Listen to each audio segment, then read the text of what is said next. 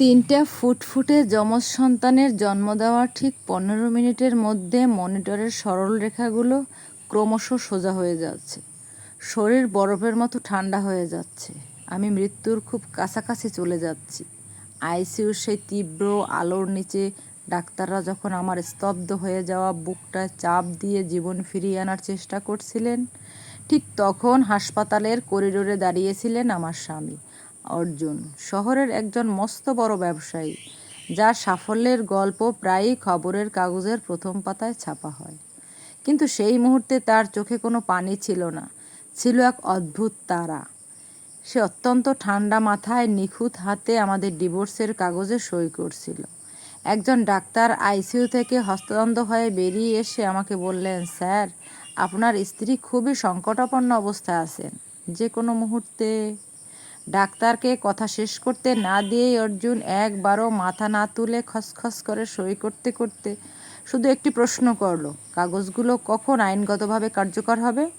ব্যাস, সেই একটি মুহূর্ত আমাদের এত বছরের সম্পর্কটাকে এক ঝটকায় শেষ করে দিল।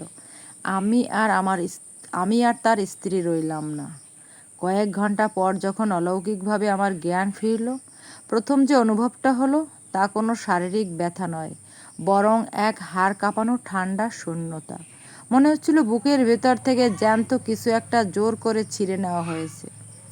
আমি নড়ার চেষ্টা করলাম, কিন্তু আঙুলগুলো অবাধ্য।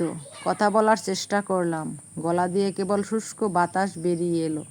আমার বেডের পাশে দাঁড়িয়ে থাকা নার্সটি যখন আমার দিকে তাকালো, তার চোখে কোনো সান্ত্বনা ছিল না, ছিল তীব্র অস্বস্তি আর ভয়। সে আমতা আমতা করে বলল, ম্যাডাম, আপনার কাগজপত্রে একটা বড় সমস্যা হয়েছে। সমস্যাটা বুঝতে আমার বেশি সময় লাগলো না। মাত্র কয়েক ঘন্টার ব্যবধানে আমার চিকিৎসার সমস্ত বীমা বাতিল করা হয়েছে। হাসপাতালের জরুরি যোগাযোগের তালিকা থেকে আমার নামটা পর্যন্ত বাদ দেওয়া হয়েছে। আর আমার সদ্যজাত ৩ ছেলে, তারা এখন মায়ের কোল ছেড়ে প্রশাসনিক পর্যালোচনার অধীনে, এক অদ্ভুত আইনি বেড়াজালে বন্দী। আমি সমস্ত শক্তি দিয়ে কাঁপা গলায় জিজ্ঞেস করলাম, আমার স্বামী কোথায়? কেউ উত্তর দিল না। ঘরের সবাই অপরাধীর মতো চোখ ফিরিয়ে নিল। কিছুক্ষণ পর হাসপাতালের একজন সিনিয়র কর্মকর্তা কেবিনে ঢুকলেন।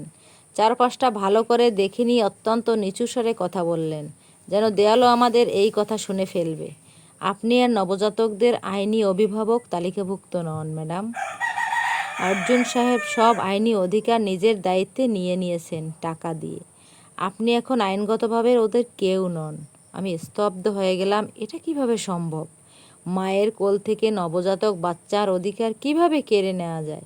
মাথার ভেতর ফাঁকা হয়ে গেল। কিভাবে একটা মানুষ একটা নিখুঁতভাবে এত কম সময়ে একটা জ্যান্ত মানুষের সব কিছু কেড়ে নিতে পারে? ঠিক তখনই স্মৃতির অন্ধকার থেকে কিছু দৃশ্য তীরের মতো এসে বিঁধল আমার মাথায়।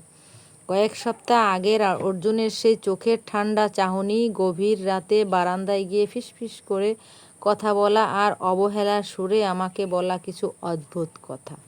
হঠাৎ করে চোখের সামনের কুয়াশাটা কেটে গেল।